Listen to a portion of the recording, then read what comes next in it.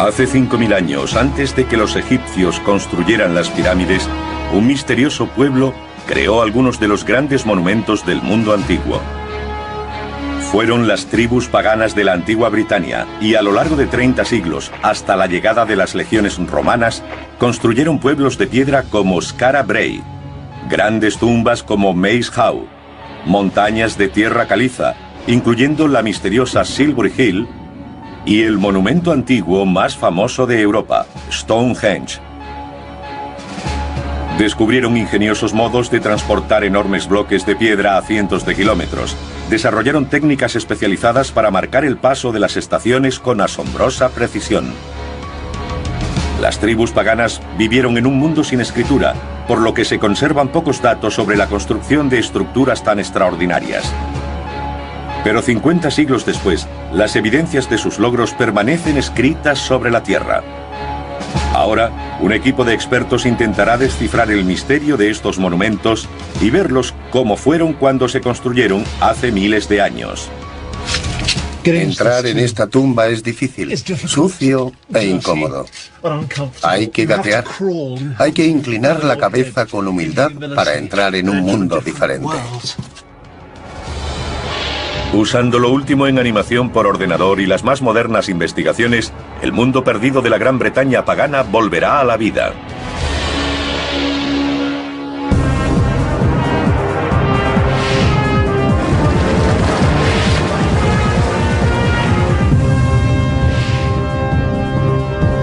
Mundos perdidos, los paganos.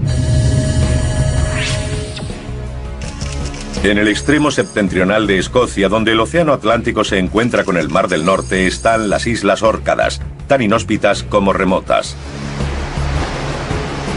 Pero a pesar de su lejanía, estas islas estuvieron habitadas desde el amanecer de los tiempos, y sus pobladores dejaron algunos de los mejores ejemplos de construcción de la Edad de Piedra hallados en el mundo.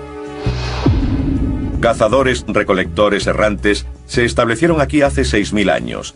Cultivaron la tierra y se hicieron agricultores. Sabemos poco de su vida cotidiana, pero en las ruinas que se conservan hay rastros de su mundo. Círculos de piedra que calculan los ciclos del año solar. Tumbas diseñadas para que los vivos entraran en contacto con el mundo de los muertos. A la gente que los construyó les llamamos paganos, pero puede que nunca sepamos cómo se llamaron a sí mismos. Lo que sí conocemos es que sus creencias les impulsaron a hacer extraordinarias construcciones mucho antes de que se erigieran los grandes edificios de Grecia y Roma.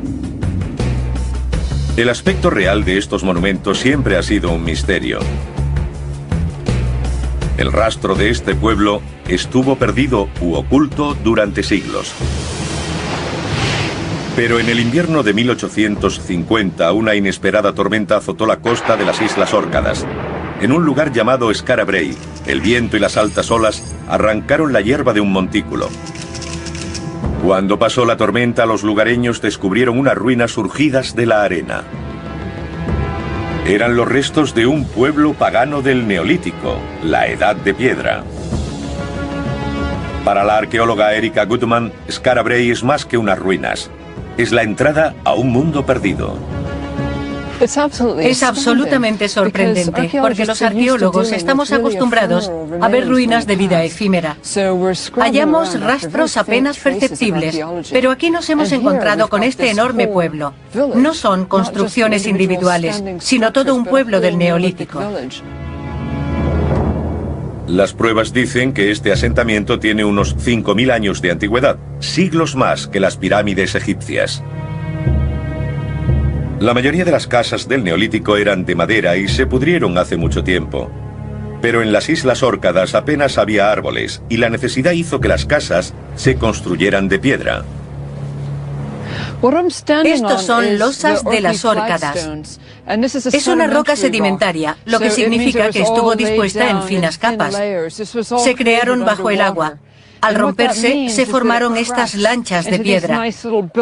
Los pobladores disponían de este material de construcción natural, y tiene sentido que prefirieran usarlo en vez de una madera que escaseaba. El pueblo está formado por 8 casas circulares. Los muros se construyeron con piedras unidas sin mortero. La técnica del muro de mampostería sin mortero es muy efectiva. Como vemos, es muy sólida porque el edificio sigue en pie después de 5.000 años. No se puede decir lo mismo de muchos de los edificios que se levantan hoy. Todas las casas de Skara Brae se construyeron siguiendo el mismo diseño básico. El lugar central era el hogar, el fuego. Construido en el muro más alejado estaría lo que los arqueólogos suponen que fue un espacio para almacenaje, mientras que en las paredes laterales habría unas estructuras que pudieran acoger camas. Los arqueólogos no saben cuántas personas vivieron en esta casa, pero creen que pudo albergar a una gran familia que habría vivido en condiciones de estrechez para las costumbres modernas.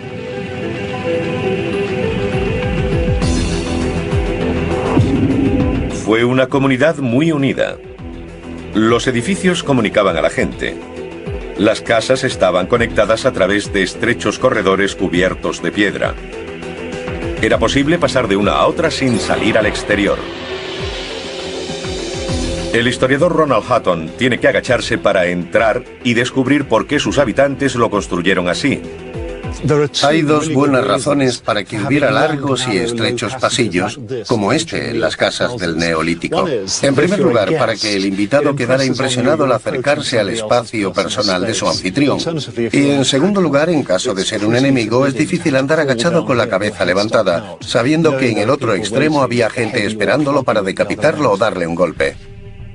Lo más extraordinario de estos edificios es su ubicación. A primera vista parecen haber sido excavados en el suelo, pero no es así. De hecho, todo el pueblo se construyó cavando en un vertedero, un montículo de residuos dejados por pobladores anteriores. Era basura prehistórica, y eso incluye todos los residuos del hogar, ceniza, carbón vegetal y desperdicios de la comida.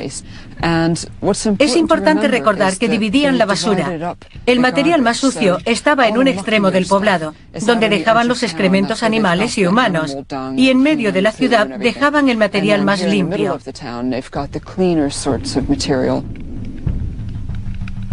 Esta forma extrema de reciclado tenía enormes beneficios prácticos. Usaron materiales de desecho para construir sus casas porque era un buen aislante. También los mezclaban con arcilla, lo que daba solidez a la estructura. Ayudaba a mantener unido el edificio. Estas edificaciones están tan bien conservadas que nos dan pistas sobre cómo las construyeron los paganos de las Órcadas. El muro va ascendiendo y se va estrechando a medida que sube. Al final, incluso podría haber tenido forma de cúpula, pero creemos que es más probable que fueran techos de madera o de huesos de ballenas recubiertos después con turba.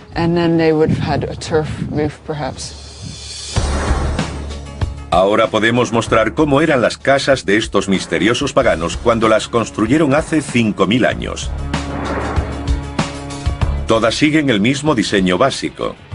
Una habitación de unos 40 metros cuadrados, la mitad de un moderno apartamento neoyorquino.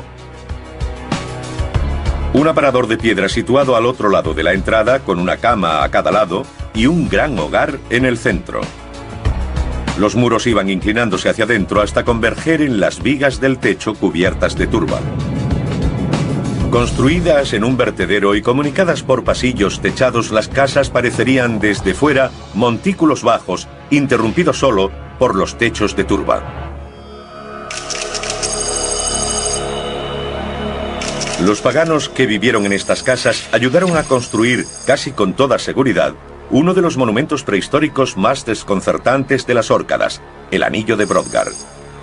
Enorme círculo de piedra a 10 kilómetros al sur de Skara Brae, Brodgar pertenece a una clase especial de círculos conocidos como henge, anillos de piedras encerrados dentro de una zanja y un talud de tierra. Este es uno de los más grandes del mundo. Para mí, el uso obvio de este gran espacio abierto es el de meter a mucha gente para que pueda ver lo que ocurre. Casi con toda seguridad fue centro de reunión de multitud de personas en ciertas épocas del año, las grandes fiestas de las estaciones, para intercambiar ideas, celebrar rituales religiosos, comerciar y conocer gente nueva. Así podían encontrar pareja y casarse y juntarse para todo lo que necesitan hacer una gran cantidad de personas. Es sorprendente cómo este pueblo logró construir algo tan grande como el Anillo de Brodgar sin herramientas modernas o máquinas elevadoras.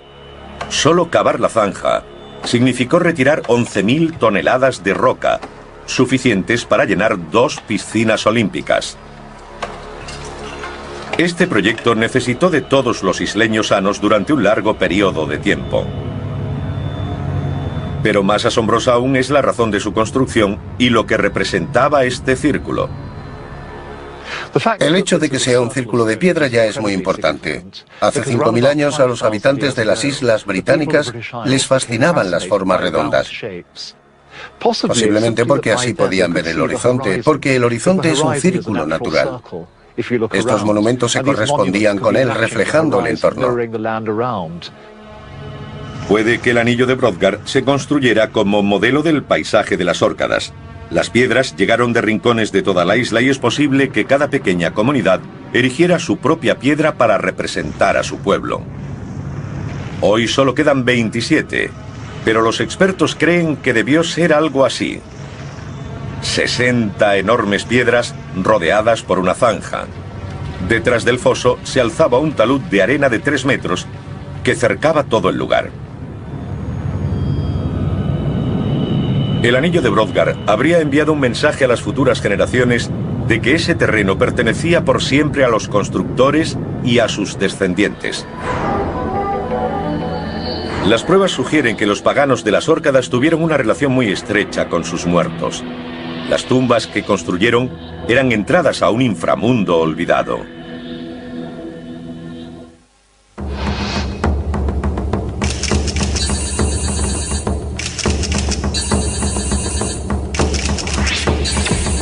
Hace 50 años, un agricultor de la isla de South Ronaldsay, en las Órcadas escocesas, estaba cavando en un montículo cercano a la cima de una colina cuando descubrió la entrada a una cámara subterránea. 30 cráneos humanos le devolvían la mirada.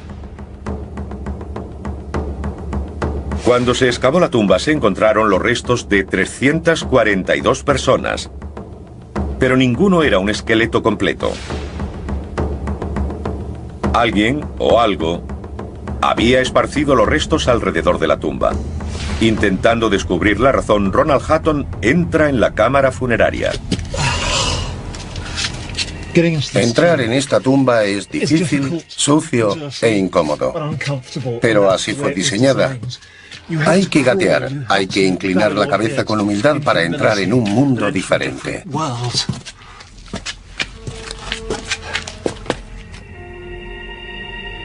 Una vez dentro, la tumba se abre en una sala alargada con una gran cámara en cada extremo y pequeñas cámaras laterales a ras del suelo. Aquí se encontraron pilas de huesos e hileras de cráneos. Ronald cree que esto prueba que los paganos regresaban a menudo para manejar los huesos de sus antepasados. Lo normal era que hubieran traído antorchas, aunque parece que no era así, por lo que se habrían tropezado con los muertos en la oscuridad. En el mejor de los casos, se habrían topado con la misteriosa visión de un cráneo o un hueso detrás de otro. Establecían contacto con los muertos de forma muy íntima, muy física.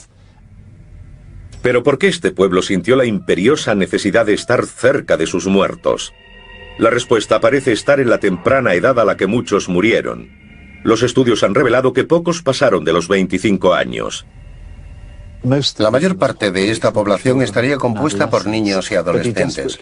Dependerían desesperadamente de la tradición oral, de historias y leyendas de lo que habría ocurrido antes, para tener sensación de continuidad. La vida de los enterrados aquí debió ser muy corta. Eso explica el gran poder de los muertos. La ausencia de cuerpos completos significa que los esqueletos debieron ser separados y arrancados de la carne antes de meterlos en la tumba. Entre los restos humanos se encuentran pistas de cómo debieron hacerlo. Cráneos y garras de águilas marinas. Parece que las águilas fueron una parte esencial de los rituales funerarios paganos que se celebraron aquí. Podría ser que los cuerpos, después de la muerte, fueran picoteados por estas aves. Los huesos habrían quedado limpios y serían introducidos después en las tumbas. Así se podrían manejar, usar en ceremonias y en rituales. Puede que incluso el águila fuera el símbolo de toda la comunidad, el pueblo del águila. Hoy esta necrópolis es conocida como la tumba de las águilas, pero cuando se construyó sirvió tanto de templo como de enterramiento. Uno de nuestros problemas a la hora de estudiar el Neolítico es cómo llamar a estos lugares.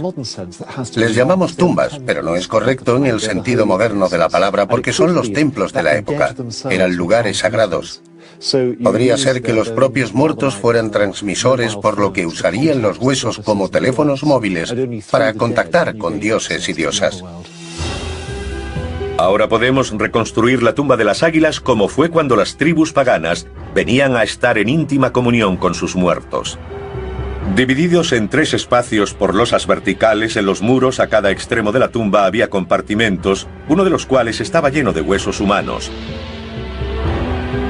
Las cámaras del extremo occidental albergaban decenas de cráneos y muchos más bordeaban los muros junto a pilas de huesos. Colocados entre los restos humanos estarían los huesos y cráneos de las águilas. El único modo de entrar o salir de la tumba era a través de un estrecho y largo pasillo.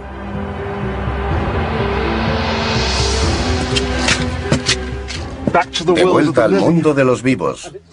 Es más luminoso. Pero la tumba de las águilas no es el único ejemplo de enterramiento pagano en las Órcadas. A 30 kilómetros al norte hay un lugar que guarda aún más secretos sobre los ritos funerarios y la religión de los paganos. El montículo de Maze Howe. La arqueóloga Erika Goodman lo investiga. Es un lugar increíble. Una de las cosas que más me sorprende es lo delicada que es la mampostería. En Skara Brae era más vasta. Eran losas de piedra arrancadas de la playa y algunas no eran más que guijarros. Pero aquí está todo labrado. Se pueden ver las marcas de la cantería. Se ve por dónde cortaron los bloques de piedra.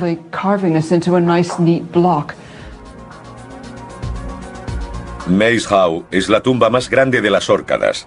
Construida hace 5.000 años, está formada por enormes losas de piedra, algunas con un peso superior a 30 toneladas. De aproximadamente 5 metros cuadrados, con cámaras laterales más pequeñas en mitad de las paredes izquierda, derecha y posterior, la planta reproduce las casas de Skara Brae. Esta tiene más o menos el mismo tamaño y forma que las casas de Skara Brae. Y no solo eso, cuando se entra en la tumba, vemos un punto central donde habría estado el aparador. También hay cámaras a cada lado, en el mismo sitio en el que estarían las camas en la casa de Skara Brae. Lo único que falta es el hogar. Las similitudes entre la tumba de Maze Howe y las casas de Skara Brae demuestran que los paganos creían en una relación especial entre el mundo de los muertos y el de los vivos. Otro aspecto central de la religión pagana era el ciclo de las estaciones. Pagano significa habitante del campo, y su dependencia de la tierra hacía que fueran muy conscientes de su lugar en el mundo natural. Atribuían un significado especial a los cambios de las estaciones. Daban una gran importancia a los solsticios de verano e invierno, cuando se dan los días más largos y cortos del año, y a los equinoccios de primavera y otoño, los 2 momentos del año en que día y noche duran lo mismo. Las pruebas se pueden ver en la tumba de Maze Howe. Está deliberadamente diseñada para marcar uno de estos acontecimientos estacionales del año. Un día, en el solsticio de invierno, la luz del sol entraría por este pasadizo e iluminaría el fondo de la tumba. Los constructores del Neolítico lo diseñaron a propósito para captar ese momento. Para el pensamiento pagano, los solsticios eran muy importantes. Para los paganos, el invierno era el momento de los muertos, la estación en la que los campos estaban yermos. El solsticio de invierno marca el fin del mismo. Llevando la luz a la tumba, los paganos buscaban la ayuda de los antepasados, esperando asegurarse el regreso de la primavera. Pero para captar la luz del sol en pleno invierno, los constructores de Maeshowe necesitaban alinear perfectamente el túnel de entrada de la tumba. Las 4 grandes piedras de las esquinas de la cámara brindan una pista. Los pilares son un enigma. No ofrecen apoyo estructural a la tumba, sugiriendo que su utilidad pudiera residir en su parecido con menhires. El arqueólogo Martin Carruthers cree que las 4 piedras podrían formar parte de un círculo que en su día estuvo al descubierto. Puede que aquí fuera hubiese una serie de piedras formando un círculo anterior a la construcción de la tumba. Y puede incluso que los pilares que hay dentro de la cámara se originaran aquí, en un círculo de piedra, y se incorporaran después al lugar del enterramiento. En el entorno de Maeshowe, los arqueólogos han encontrado agujeros que posiblemente albergaron menhires. Parece probable que las 4 piedras, ahora dentro de la tumba, estuvieron en el centro de un círculo y alineaban el anillo con el solsticio de invierno. La tumba se construiría a su alrededor con el túnel de entrada perfectamente alineado con los últimos rayos del sol. Con el tiempo, el círculo de piedras desapareció y solo quedó la tumba. Es evidente que la comunión con los muertos fue una parte esencial de la vida pagana, y sus elaborados rituales funerarios son la base de una nueva teoría sobre el mundo perdido del más desconcertante de todos sus monumentos, Stonehenge. Stonehenge, en el sur de Inglaterra, es uno de los monumentos paganos más famosos del mundo. Pero su uso ha dejado perplejas a generaciones de investigadores y visitantes. Ahora un equipo de expertos desvelará el aspecto de Stonehenge en su apogeo e investigará una nueva teoría sobre su construcción. Quieren descubrir si formó parte de un complejo mucho mayor, ahora olvidado, y que sirvió de entrada al reino de los muertos.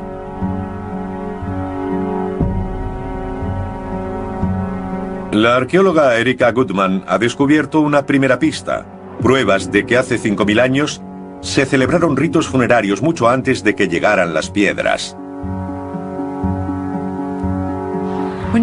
Cuando llegamos a Stonehenge, lo primero que vemos es un espléndido conjunto de piedras. Pero lo primero que se construyó fueron este pequeño terraplén y la zanja. Parece que sirvieron para algún tipo de ritual. Lo sabemos porque al final de la zanja encontramos pequeños escondites de cosas importantes, como cráneos de ganado, cerámica y otros objetos. Muchos arqueólogos creen que los paganos asociaban los cráneos de ganado, como los encontrados en la zanja, con la muerte. Y las excavaciones en Stonehenge han demostrado que el lugar se usó en ceremonias crematorias antes de que se levantaran las piedras. Las primeras en llegar fueron las de dolerita, traídas desde las colinas Preseli en Gales a más de 300 kilómetros. Un lugar que el arqueólogo Mike Pitt cree que tuvo un significado especial para los paganos. Esta es una de las grandes maravillas del mundo antiguo. No parece muy grande, pero no hay ningún otro lugar en el mundo en que gente con ese nivel tecnológico y hace tanto tiempo transportara piedras tan grandes hasta un sitio ritual. Debemos imaginar que había algo en el lugar de donde provenían que le daba un trascendente poder mágico a este emplazamiento religioso. Una de las cosas que nos viene a la mente es que si miramos en esa dirección, que es de donde vienen las piedras, donde está Gales, estamos mirando hacia el sol poniente. Puede que implique algún simbolismo relacionado con los muertos y los antepasados, y apunta hacia donde se pone el sol, donde viven los antepasados. Trayendo las piedras de Gales, proporcionaron a Stonehenge un vínculo simbólico con el mundo de los muertos. Y entonces, 200 años después, ocurrió algo extraordinario. Stonehenge pasó por un vasto programa de reconstrucción. Los menhires de dolerita fueron resituados y rodeados por un círculo protector de enormes piedras llamadas sarsens. Mientras a pocos kilómetros de distancia se construyó un anillo casi idéntico pero de madera. Entonces hubo dos henge, uno de piedra y otro de madera. El Woodhenge original se pudrió hace mucho tiempo, pero la localización precisa de sus 168 postes está marcada ahora por sólidos pilares de hormigón. Habría unos 100 postes de roble. Parecería un bosque artificial. Los propios postes eran importantes. Quizá algunos tenían corteza, otros estaban tallados, pintados, decorados, o quizá tendrían cosas colgadas. Usando los datos recopilados por los arqueólogos, ahora es posible recrear Woodhenge como habría sido para los paganos que rendían culto aquí hace 4000 años. La disposición de los postes y el tamaño del círculo de Woodhenge guardan un gran parecido con Stonehenge. El lugar también está rodeado por una zanja y un terraplén. Pero una gran pista de la importancia de Woodhenge es que la entrada está alineada con el sol naciente del solsticio de verano. Hay algún tipo de significado simbólico en todo esto. Tenemos los cráneos del ganado asociados con los megalitos, y quizá los postes de madera tienen más que ver con la vida. La madera es vida, y la piedra es muerte. Para los paganos, la madera era viva y cálida, como el cuerpo cubierto de carne. La piedra era fría y dura, como los huesos de los muertos. Parece probable que Woodhenge simbolizara la vida y Stonehenge la muerte. Una vía ceremonial uniría ambos lugares. El historiador Ronald Hutton cree que podría haberse usado para complejas procesiones funerarias. Los paganos habrían partido de Woodhenge y seguirían la dirección del sol, viajando junto al cercano río Avon con destino a Stonehenge.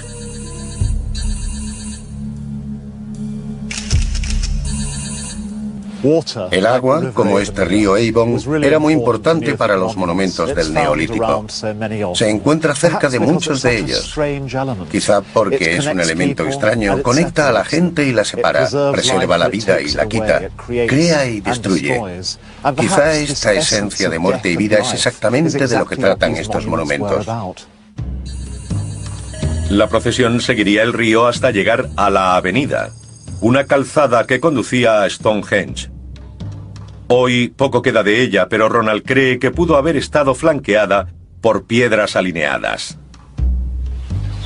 No sabemos exactamente cómo era la avenida que llevaba hasta Stonehenge. Desapareció hace mucho tiempo. Pero es posible que se pareciera a esta, no muy lejos de Avebury. Sin embargo, tendría la función de todo camino procesional en cualquier religión. Permitir que los seres humanos pasaran de un mundo interesado por la vida terrenal a otro más preocupado por lo sobrenatural. Antes de llegar a su destino, la avenida gira abruptamente hacia el oeste, acercándose deliberadamente a Stonehenge en dirección a la puesta de sol. Habiendo empezado en Woodhenge al amanecer, parece probable que la procesión llegara a Stonehenge al ocaso. Aquí los paganos habrían celebrado el paso del recién fallecido al mundo de sus antepasados.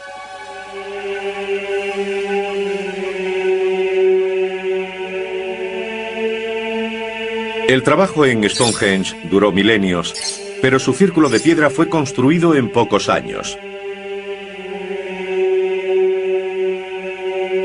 Con los siglos, muchas de las piedras cayeron o fueron retiradas, pero ahora podemos reconstruirlo como habría sido para los paganos que lo usaron en sus ritos funerarios hace milenios. En el centro del anillo habría una herradura de 5 trilitos, 2 megalitos con un dintel encima. Rodeaban a 19 piedras más pequeñas que a su vez estaban rodeadas por el famoso círculo de enormes piedras sarsen, coronadas por un anillo continuo de dinteles curvados. Stonehenge y Woodhenge habrían dominado el paisaje local.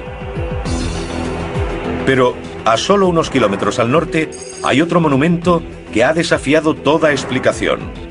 Una enorme colina artificial que los arqueólogos calculan que requeriría de 18 millones de horas de trabajo para construirla. Silbury Hill.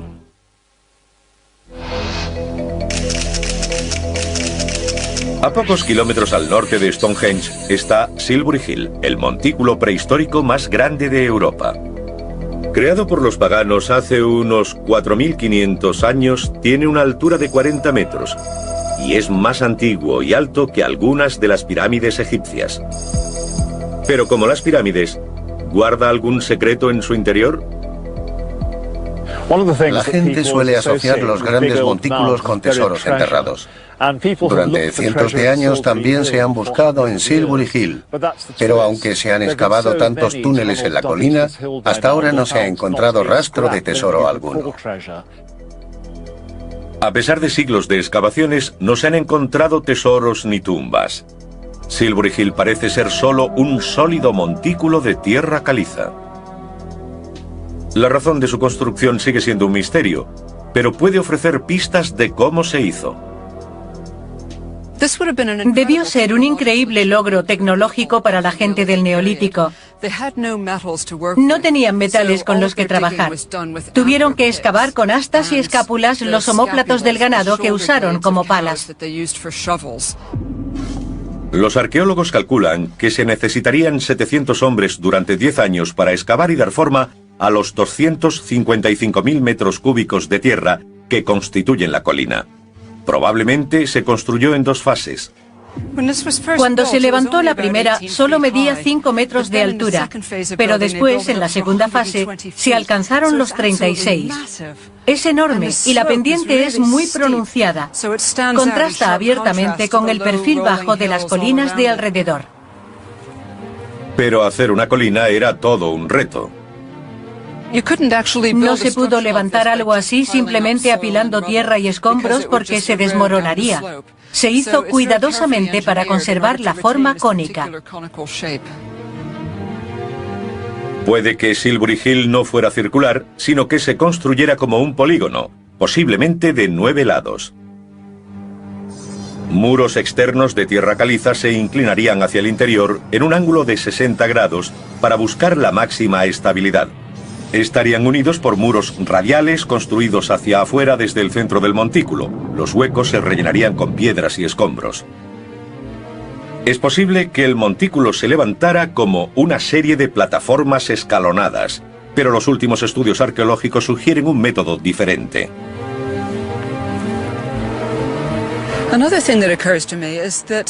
También se me ocurre que lo levantaran en espiral. Hay pruebas arqueológicas que demuestran la construcción de este montículo de esa forma. El transporte del material sería más fácil a través de rampas que de escalones. La forma espiral también pudo tener una importancia religiosa. La espiral es uno de los grandes símbolos artísticos de la época y trazando un camino así hasta la cima, la gente estaría caminando literalmente por una espiral. El camino en espiral habría hecho la colina más fácil de construir y más apropiada para las procesiones religiosas. Pero puede que haya también un vínculo entre Silbury y el paisaje circundante que podría explicar la razón de su altura. Cerca se encuentra el mayor círculo de piedra del mundo, Avebury. Silbury Hill también está cerca de otros emplazamientos paganos. West Kennel Long Barrow y el santuario.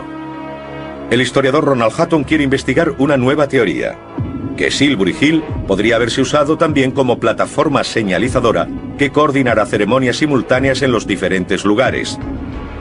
Es una idea que nunca se ha probado hasta ahora.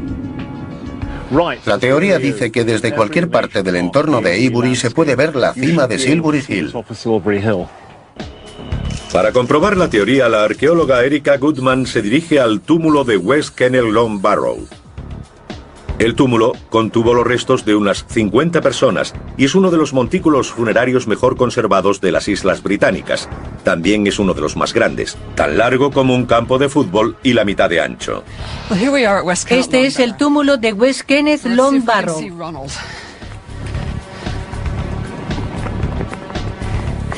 Vamos a buscar a Ronald. Sí, puedo verlo sosteniendo la bandera roja. La siguiente parada es el santuario. Probablemente un bosque de postes de madera, el santuario no fue tanto una estructura como un lugar de rituales donde se clavaban árboles recién talados. Estoy en el santuario. Allá a lo lejos imagino la silueta de Ronald contra el cielo. Es interesante porque si Silbury Hill fuera un poco más baja, Ronald se perdería contra las colinas del fondo, pero así puedo verlo con claridad.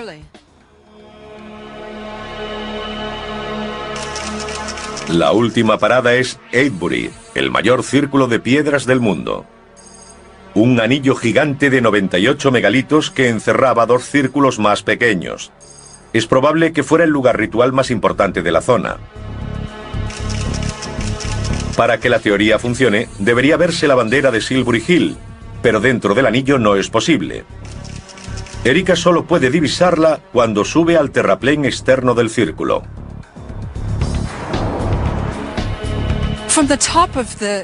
Desde lo alto del terraplén lo veo muy bien. De hecho, su silueta se recorta contra el cielo. Se puede ver cómo Silbury Hill se alza en el horizonte a más altura que las colinas circundantes. La teoría de Ronald funciona. Quizá podría ser un puesto de señales.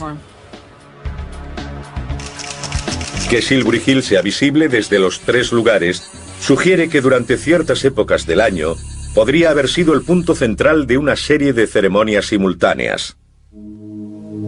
Avebury, West Kenneth y el santuario podrían haber seguido el ejemplo de lo que estaba ocurriendo en Silbury. Lo que sucedía durante esas ceremonias sigue siendo un misterio, pero Ronald Hutton cree que hay una prueba más que da peso a su teoría. He tenido otra idea. No cubrieron la piedra caliza de Silbury con nada. Era así una montaña brillante de luz. Una colina iluminada por el sol y la luna que se podía ver a kilómetros. Si esta teoría es correcta, en tiempos de los paganos, Silbury Hill no tendría hierba como hoy, sino que sería una montaña reluciente hecha por el hombre con un sendero en espiral. Cualquier cosa sobre ella habría sido vista desde kilómetros. El magnífico montículo de Silbury Hill sobrevive como uno de los grandes monumentos de la Gran Bretaña pagana, pero llegó de un mundo perdido para siempre. En la costa sur de Inglaterra hay otra colina, el espectacular Maiden Castle. En los siglos posteriores caería en manos del ejército invasor romano y sería testigo del final del mundo de la Gran Bretaña pagana. Maiden Castle, en el sur de Inglaterra, es el mayor poblado fortificado de Europa. De tamaño considerable, las defensas de este enorme bastión parecían inexpugnables. Pero nada detenía a la mayor fuerza de combate del mundo antiguo, el ejército romano. Hoy solo quedan los erosionados terraplenes. Pero durante miles de años, Maiden Castle fue un tesoro militar pretendido por las tribus paganas de la época de Stonehenge hasta el final de la Edad del Hierro, cuando cayó bajo el yugo romano. Estos terraplenes son enormes. Allí tenemos uno que baja hasta una zanja profunda y sube hasta otro enorme aquí. Y este está a 22 metros por encima de la zanja. La construcción requirió de un enorme esfuerzo, igual que debió serlo atacar el poblado por esta pendiente. Normalmente el punto más débil de cualquier bastión es la entrada, pero Maiden Castle estaba diseñado con una sorpresa para los invasores. Esta sería la entrada occidental a la fortificación. Y si ahora parece un confuso grupo de montículos, habría resultado mucho más confuso para los atacantes que se acercaran. La idea es que los desorientaran en esta especie de laberinto para dificultarles el ataque. Ahora podemos devolver la vida a las defensas de Maiden Castle y descubrir por qué fue considerada la mayor fortaleza de la Gran Bretaña pagana. 3 anillos concéntricos de zanjas y terraplenes rodeaban el recinto. Encima del último habría una empalizada. Un pasillo a lo largo de la parte superior les permitiría la vigilancia y serviría como plataforma para la principal defensa de la fortaleza: los lanzadores de piedras. 2 torres vigías se erigirían a ambos lados de la entrada como protección añadida contra los enemigos que amenazaran la puerta. Cuando los romanos lo invadieron en el 43 después de Cristo, Maiden Castle estaba ocupado por la tribu Durotrige, caciques de gran parte del suroeste de Inglaterra. Mineros y trabajadores del hierro eran una poderosa confederación de tribus e incluso acuñaban su propia moneda. Pero ahora se enfrentaban al ejército más temido y preparado de la época. Un ejército que poseía una enorme ventaja tecnológica. Usaban ballestas. En el cercano museo del condado de Dorset se conservan pruebas de su eficacia en los restos de 2 soldados paganos encontrados en el lugar. Había numerosas tumbas de guerreros de la Edad del Hierro y unos 10 cuerpos tenían cortes de espada en la cabeza. Cortes muy profundos. Mostraban golpes en el cráneo y uno de ellos incluso tenía una flecha de ballesta clavada en la columna. Pero para alcanzar a los defensores de Maiden Castle, la flecha debía haber superado 3 enormes terraplenes. Para comprender el alcance de la ballesta, el historiador Ronald Hutton busca una réplica que funcione. ¿Cuántas de estas máquinas habría usado una legión romana? Cada legión tenía 60 piezas de artillería. Habría 60 alrededor de la colina. Hasta el final de la Edad Media, la ballesta fue el arma más compleja construida. Pero su mecanismo es sencillo. La cuerda del arco se tensa usando un par de cabrestantes y un mecanismo dentado llamado trinquete, lo que le proporcionaba más potencia que el músculo humano. Se carga una flecha y se dispara. La saeta de una ballesta podría volar a más de 170 km/h y alcanzar más de 400 metros. Dios mío, apenas he podido verla. La ballesta permitió a los invasores romanos lanzar flechas sobre Maiden Castle, lejos del alcance de las ondas de los defensores. Las ondas tienen un alcance muy limitado. Las ballestas romanas, por el contrario, superaban la distancia de las ondas que se usaban en la época. La altura y la distancia de los terraplenes no habrían sido suficientes para luchar contra los romanos. Los defensores no tendrían una clara visión del campamento romano ni siquiera desde lo alto de la empalizada.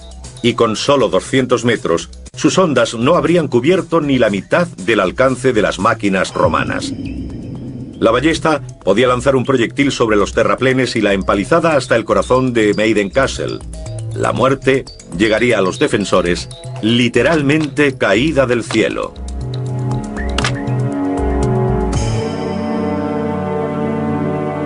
A mediados del siglo I de nuestra era, la mayoría de los 50 poblados fortificados habían sido conquistados por las legiones romanas. La vida de los britanos se vio transformada totalmente por el influjo de las ideas del Imperio Romano.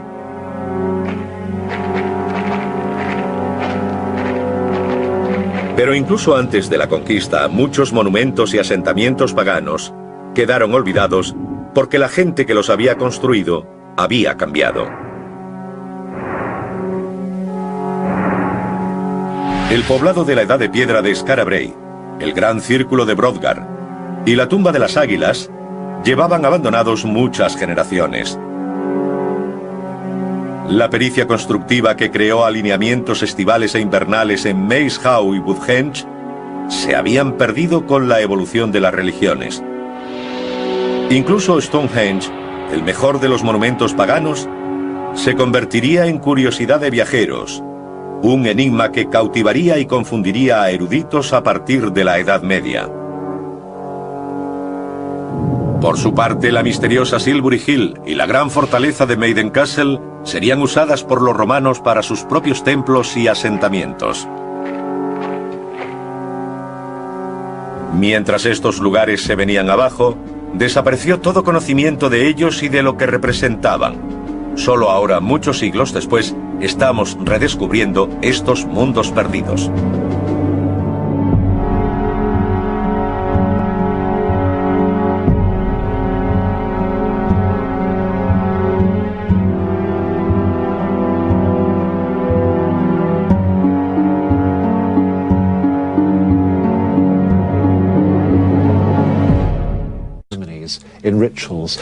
Puede que incluso el águila fuera el símbolo de toda la comunidad, el pueblo del águila. Hoy esta necrópolis es conocida como la Tumba de las Águilas, pero cuando se construyó sirvió tanto de templo como de enterramiento. Uno de nuestros problemas a la hora de estudiar el Neolítico es cómo llamar a estos lugares. Les llamamos tumbas, pero no es correcto en el sentido moderno de la palabra porque son los templos de la época. Eran lugares sagrados. Podría ser que los propios muertos fueran transmisores, por lo que usarían los huesos como teléfonos móviles para contactar con dioses y diosas. Ahora podemos reconstruir la Tumba de las Águilas como fue cuando las tribus paganas venían a estar en íntima comunión con sus muertos. Divididos en 3 espacios por losas verticales en los muros, a cada extremo de la tumba había compartimentos, uno de los cuales estaba lleno de huesos humanos. Las cámaras del extremo occidental albergaban decenas de cráneos y muchos más bordeaban los muros junto a pilas de huesos. Colocados entre los restos humanos estarían los huesos y cráneos de las águilas.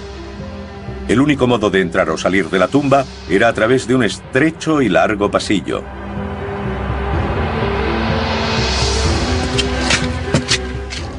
De vuelta al mundo de los vivos.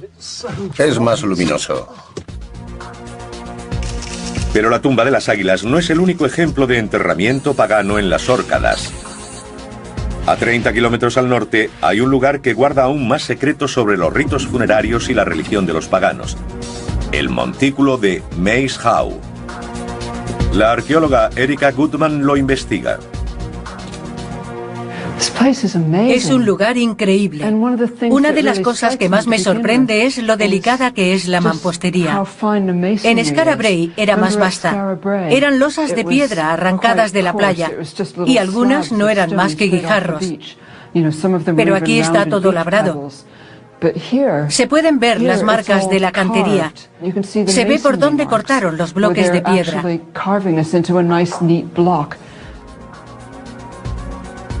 Maze Howe es la tumba más grande de las Órcadas.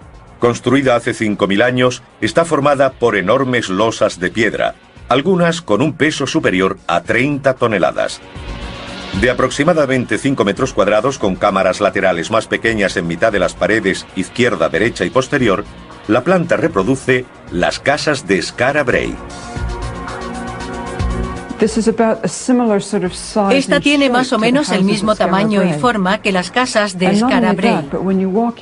Y no solo eso, cuando se entra en la tumba, podría explicar la razón de su altura. Cerca se encuentra el mayor círculo de piedra del mundo, Avebury. Silbury Hill también está cerca de otros emplazamientos paganos: West Kennel Long Barrow y el santuario. El historiador Ronald Hutton quiere investigar una nueva teoría: que Silbury Hill podría haberse usado también como plataforma señalizadora que coordinara ceremonias simultáneas en los diferentes lugares. Es una idea que nunca se ha probado hasta ahora. La teoría dice que desde cualquier parte del entorno de Avebury se puede ver la cima de Silbury Hill. Para comprobar la teoría, la arqueóloga Erica Goodman se dirige al túmulo de West Kennel Long Barrow. El túmulo contuvo los restos de unas 50 personas y es uno de los montículos funerarios mejor conservados de las Islas Británicas. También es uno de los más grandes, tan largo como un campo de fútbol y la mitad de ancho. Este es el túmulo de West Kenneth Long Barrow.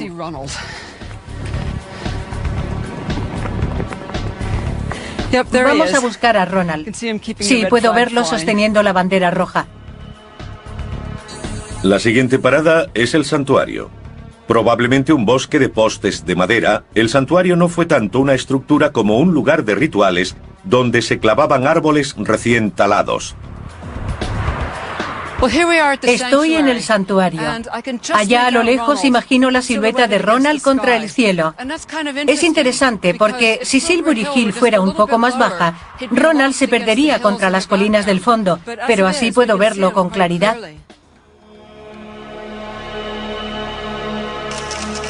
La última parada es Avebury, el mayor círculo de piedras del mundo. Un anillo gigante de 98 megalitos que encerraba dos círculos más pequeños. Es probable que fuera el lugar ritual más importante de la zona. Para que la teoría funcione, debería verse la bandera de Silbury Hill, pero dentro del anillo no es posible. Erica solo puede divisarla cuando sube al terraplén externo del círculo.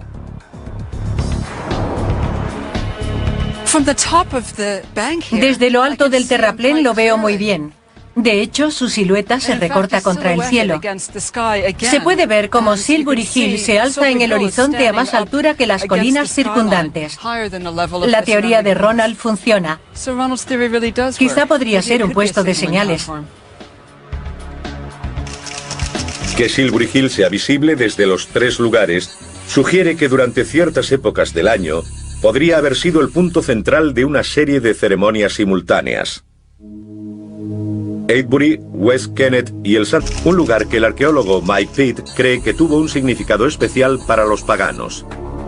Esta es una de las grandes maravillas del mundo antiguo. No parece muy grande, pero no hay ningún otro lugar en el mundo en que gente con ese nivel tecnológico y hace tanto tiempo transportara piedras tan grandes hasta un sitio ritual. Debemos imaginar que había algo en el lugar de donde provenían que le daba un trascendente poder mágico a este emplazamiento religioso. Una de las cosas que nos viene a la mente es que si miramos en esa dirección, que es de donde vienen las piedras, donde está Gales, estamos mirando hacia el sol poniente. Puede que implique algún simbolismo relacionado con los muertos y los antepasados, y apunta hacia donde se pone el sol, donde viven los antepasados. Trayendo las piedras de Gales, proporcionaron a Stonehenge un vínculo simbólico con el mundo de los muertos. Y entonces, 200 años después, ocurrió algo extraordinario. Stonehenge pasó por un vasto programa de reconstrucción. Los menhires de dolerita fueron resituados y rodeados por un círculo protector de enormes piedras llamadas sarsens. Mientras a pocos kilómetros de distancia se construyó un anillo casi idéntico pero de madera. Entonces hubo dos henge, uno de piedra y otro de madera. El Woodhenge original se pudrió hace mucho tiempo, pero la localización precisa de sus 168 postes está marcada ahora por sólidos pilares de hormigón. Habría unos 100 postes de roble. Parecería un bosque artificial. Los propios postes eran importantes. Quizá algunos tenían corteza, otros estaban tallados, pintados, decorados, o quizá tendrían cosas colgadas.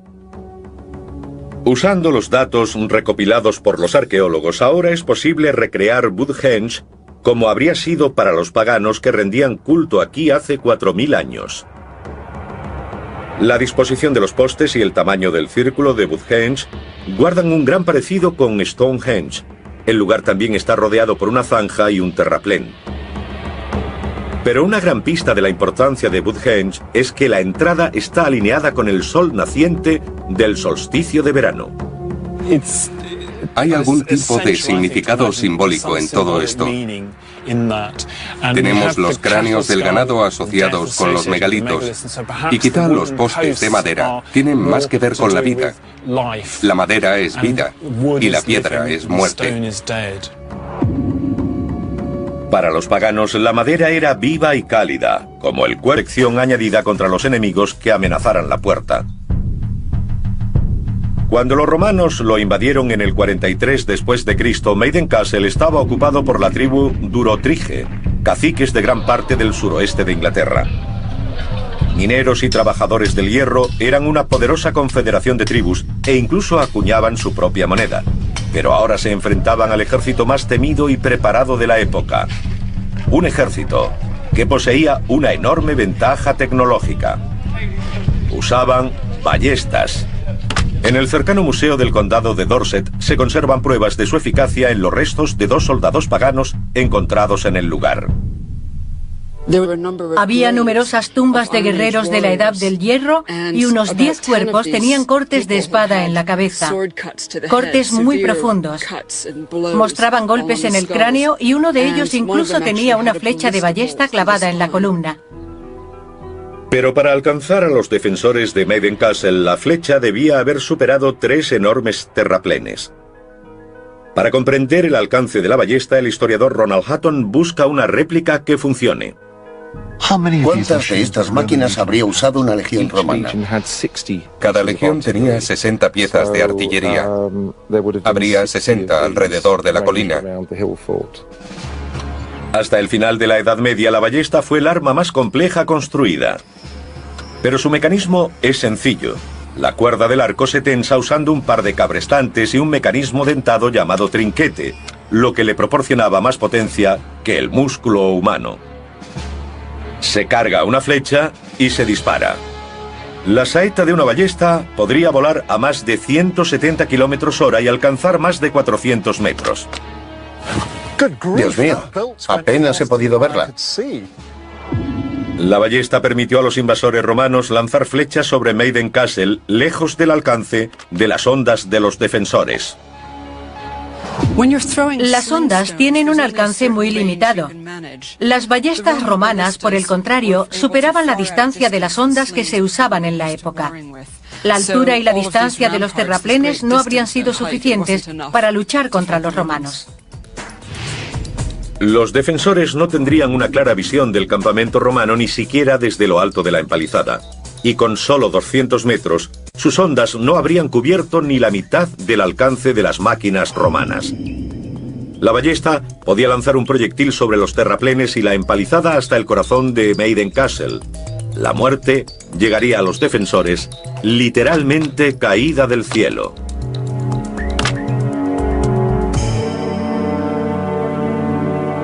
A mediados del siglo I de nuestra era, la mayoría de los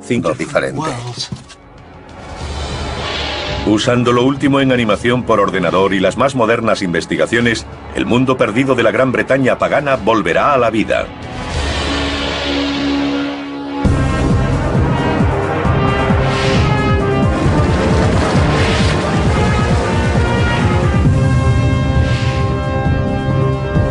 Mundos perdidos, los paganos. En el extremo septentrional de Escocia, donde el océano Atlántico se encuentra con el Mar del Norte, están las Islas Órcadas, tan inhóspitas como remotas. Pero a pesar de su lejanía, estas islas estuvieron habitadas desde el amanecer de los tiempos, y sus pobladores dejaron algunos de los mejores ejemplos de construcción de la Edad de Piedra hallados en el mundo. Cazadores, recolectores errantes se establecieron aquí hace 6000 años. Cultivaron la tierra y se hicieron agricultores. Sabemos poco de su vida cotidiana, pero en las ruinas que se conservan hay rastros de su mundo. Círculos de piedra que calculan los ciclos del año solar. Tumbas diseñadas para que los vivos entraran en contacto con el mundo de los muertos. A la gente que los construyó les llamamos paganos, pero puede que nunca sepamos cómo se llamaron a sí mismos. Lo que sí conocemos es que sus creencias les impulsaron a hacer extraordinarias construcciones mucho antes de que se erigieran los grandes edificios de Grecia y Roma. El aspecto real de estos monumentos siempre ha sido un misterio. El rastro de este pueblo estuvo perdido u oculto durante siglos. Pero en el invierno de 1850, una inesperada tormenta azotó la costa de las Islas Órcadas. En un lugar llamado Skara Brae, el viento y las altas olas arrancaron la hierba de un montículo. Cuando pasó la tormenta, los lugareños descubrieron unas ruinas surgidas de la arena. Eran los restos de un pueblo pagano del Neolítico, la Edad de Piedra. Para la arqueóloga Erika Goodman, Skara Brae es más que unas ruinas. Es la entrada a un mundo perdido. Es absolutamente sorprendente, porque los arqueólogos estamos acostumbrados a ver ruinas de vida efímera. Hallamos rastros apenas perceptibles, pero aquí nos hemos encontrado con este enorme pueblo. No son construcciones individuales, sino todo un pueblo del Neolítico. Las pruebas dicen que este asentamiento tiene unos 5.000 años de antigüedad, siglos más que las pirámides egipcias. La mayoría de las casas del Neolítico eran de madera y se pudrieron hace mucho tiempo. Ocurrió algo extraordinario. Stonehenge pasó por un vasto programa de reconstrucción. Los menhires de dolerita fueron resituados y rodeados por un círculo protector de enormes piedras llamadas sarsens. Mientras a pocos kilómetros de distancia se construyó un anillo casi idéntico pero de madera. Entonces hubo dos henge, uno de piedra y otro de madera. El Woodhenge original se pudrió hace mucho tiempo, pero la localización precisa de sus 168 postes está marcada ahora por sólidos pilares de hormigón. Habría unos 100 postes de roble. Parecería un bosque artificial. Los propios postes eran importantes. Quizá algunos tenían corteza, otros estaban tallados, pintados, decorados, o quizá tendrían cosas colgadas. Usando los datos recopilados por los arqueólogos, ahora es posible recrear Woodhenge como habría sido para los paganos que rendían culto aquí hace 4.000 años. La disposición de los postes y el tamaño del círculo de Woodhenge guardan un gran parecido con Stonehenge. El lugar también está rodeado por una zanja y un terraplén. Pero una gran pista de la importancia de Woodhenge es que la entrada está alineada con el sol naciente del solsticio de verano. Hay algún tipo de significado simbólico en todo esto. Tenemos los cráneos del ganado asociados con los megalitos, y quizá los postes de madera tienen más que ver con la vida. La madera es vida, y la piedra es muerte. Para los paganos, la madera era viva y cálida, como el cuerpo cubierto de carne. La piedra era fría y dura, como los huesos de los muertos. Parece probable que Woodhenge simbolizara la vida y Stonehenge la muerte. Una vía ceremonial uniría ambos lugares. El historiador Ronald Hutton cree que podría haberse usado para complejas procesiones funerarias. Los paganos habrían partido de Woodhenge y seguirían la dirección del sol, viajando junto al cercano río Avon con destino a Stonehenge.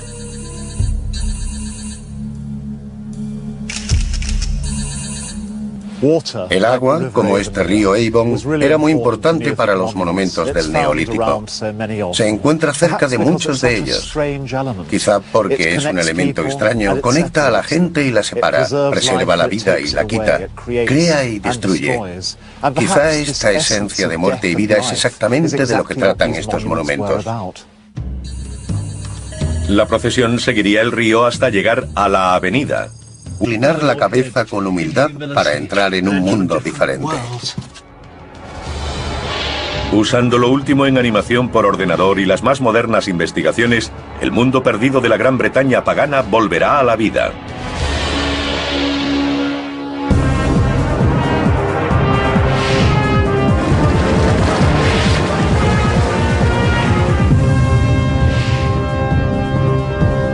Mundos perdidos, los paganos.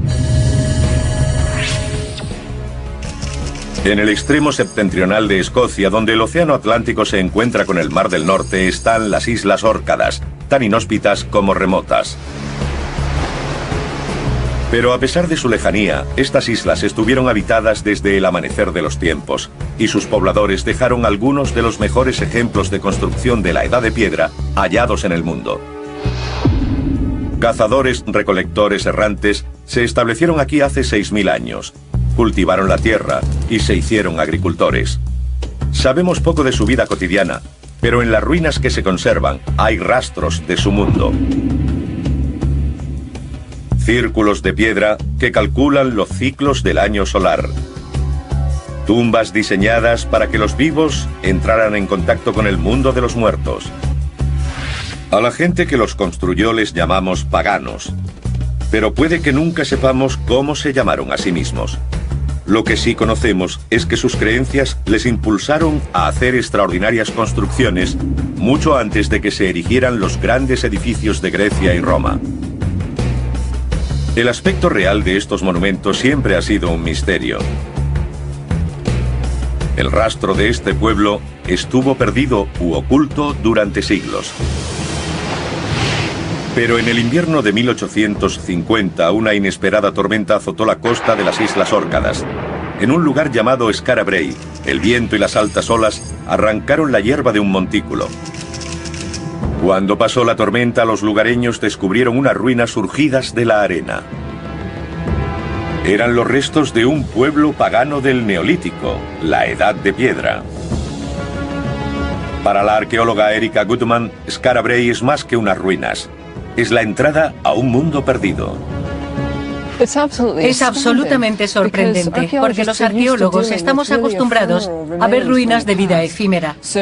Hallamos rastros apenas perceptibles, pero aquí nos hemos encontrado con este enorme pueblo.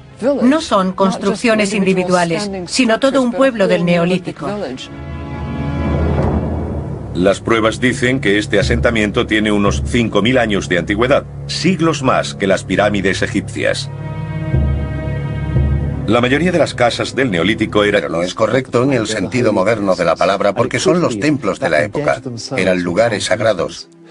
Podría ser que los propios muertos fueran transmisores, por lo que usarían los huesos como teléfonos móviles para contactar con dioses y diosas. Ahora podemos reconstruir la tumba de las águilas como fue cuando las tribus paganas venían a estar en íntima comunión con sus muertos. Divididos en 3 espacios por losas verticales en los muros a cada extremo de la tumba había compartimentos, uno de los cuales estaba lleno de huesos humanos. Las cámaras del extremo occidental albergaban decenas de cráneos y muchos más bordeaban los muros junto a pilas de huesos. Colocados entre los restos humanos estarían los huesos y cráneos de las águilas. El único modo de entrar o salir de la tumba era a través de un estrecho y largo pasillo.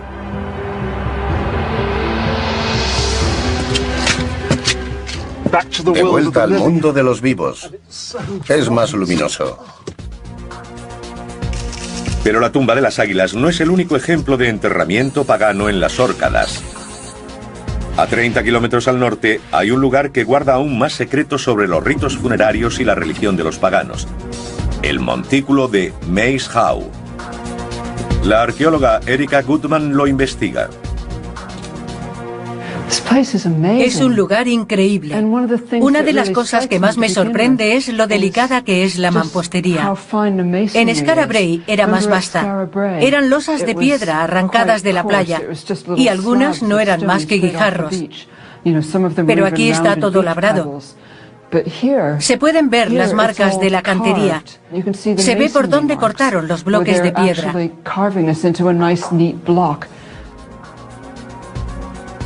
Maze Howe es la tumba más grande de las Órcadas. Construida hace 5000 años, está formada por enormes losas de piedra, algunas con un peso superior a 30 toneladas. De aproximadamente 5 metros cuadrados, con cámaras laterales más pequeñas en mitad de las paredes izquierda, derecha y posterior, la planta reproduce las casas de Skara Brae.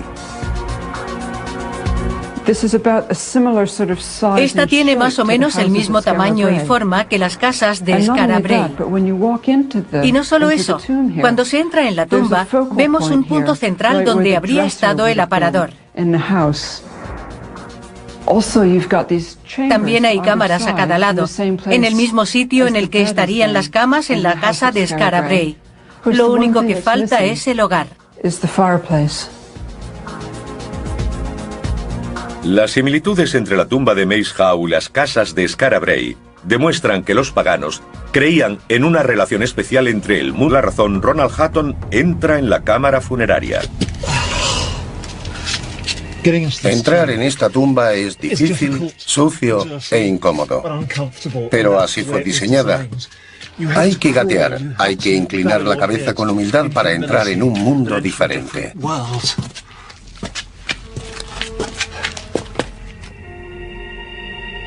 Una vez dentro, la tumba se abre en una sala alargada con una gran cámara en cada extremo y pequeñas cámaras laterales a ras del suelo.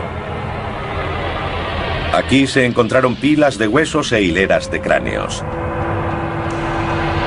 Ronald cree que esto prueba que los paganos regresaban a menudo para manejar los huesos de sus antepasados. Lo normal era que hubieran traído antorchas, aunque parece que no era así, por lo que se habrían tropezado con los muertos en la oscuridad. En el mejor de los casos, se habrían topado con la misteriosa visión de un cráneo o un hueso detrás de otro. Establecían contacto con los muertos de forma muy íntima, muy física. Pero ¿por qué este pueblo sintió la imperiosa necesidad de estar cerca de sus muertos? La respuesta parece estar en la temprana edad a la que muchos murieron. Los estudios han revelado que pocos pasaron de los 25 años. La mayor parte de esta población estaría compuesta por niños y adolescentes. Dependerían desesperadamente de la tradición oral, de historias y leyendas de lo que habría ocurrido antes, para tener sensación de continuidad. La vida de los enterrados aquí debió ser muy corta. Eso explica el gran poder de los muertos. La ausencia de cuerpos completos significa que los esqueletos debieron ser separados y arrancados de la carne antes de meterlos en la tumba. Entre los restos humanos se encuentran pistas de cómo debieron hacerlo. Cráneos y garras de águilas marinas. Parece que las águilas fueron una parte esencial de los rituales funerarios paganos que se celebraron aquí. Podría ser que los cuerpos, después de la muerte, fueran picoteados por estas aves. Los huesos habrían quedado limpios y serían introducidos después en las tumbas. Así se podrían manejar, usar en ceremonias y en rituales. Puede que incluso el águila fuera el símbolo de toda la comunidad, el pueblo del águila. Hoy esta necrópolis es conocida como la tumba de las águilas, pero cuando se construyó sirvió tanto de templo como de enterramiento. Uno de nuestros problemas a la hora de estudiar el Neolítico es cómo llamar a estos lugares. Les llamamos tumbas, pero no es correcto en el sentido moderno de la palabra porque son los templos de la época. Era el lugar. He tenido otra idea. No cubrieron la piedra caliza de Silbury con nada. Era así una montaña brillante de luz. Una colina iluminada por el sol y la luna que se podía ver a kilómetros. Si esta teoría es correcta, en tiempos de los paganos, Silbury Hill no tendría hierba como hoy, sino que sería una montaña reluciente hecha por el hombre con un sendero en espiral. Cualquier cosa sobre ella habría sido vista desde kilómetros. El magnífico montículo de Silbury Hill sobrevive como uno de los grandes monumentos de la Gran Bretaña pagana, pero llegó de un mundo perdido para siempre. En la costa sur de Inglaterra hay otra colina, el espectacular Maiden Castle. En los siglos posteriores caería en manos del ejército invasor romano y sería testigo del final del mundo de la Gran Bretaña pagana. Maiden Castle, en el sur de Inglaterra, es el mayor poblado fortificado de Europa. De tamaño considerable, las defensas de este enorme bastión parecían inexpugnables. Pero nada detenía a la mayor fuerza de combate del mundo antiguo, el ejército romano. Hoy solo quedan los erosionados terraplenes. Pero durante miles de años, Maiden Castle fue un tesoro militar pretendido por las tribus paganas de la época de Stonehenge hasta el final de la Edad del Hierro, cuando cayó bajo el yugo romano. Estos terraplenes son enormes. Allí tenemos uno que baja hasta una zanja profunda y sube hasta otro enorme aquí. Y este está a 22 metros por encima de la zanja. La construcción requirió de un enorme esfuerzo, igual que debió serlo atacar el poblado por esta pendiente. Normalmente el punto más débil de cualquier bastión es la entrada, pero Maiden Castle estaba diseñado con una sorpresa para los invasores. Esta sería la entrada occidental a la fortificación. Y si ahora parece un confuso grupo de montículos, habría resultado mucho más confuso para los atacantes que se acercaran. La idea es que los desorientaran en esta especie de laberinto para dificultarles el ataque. Ahora podemos devolver la vida a las defensas de Maiden Castle y descubrir por qué fue considerada la mayor fortaleza de la Gran Bretaña pagana. 3 anillos concéntricos de zanjas y terraplenes rodeaban el recinto. Encima del último habría una empalizada. Un pasillo a lo largo de la parte superior les permitiría la vigilancia y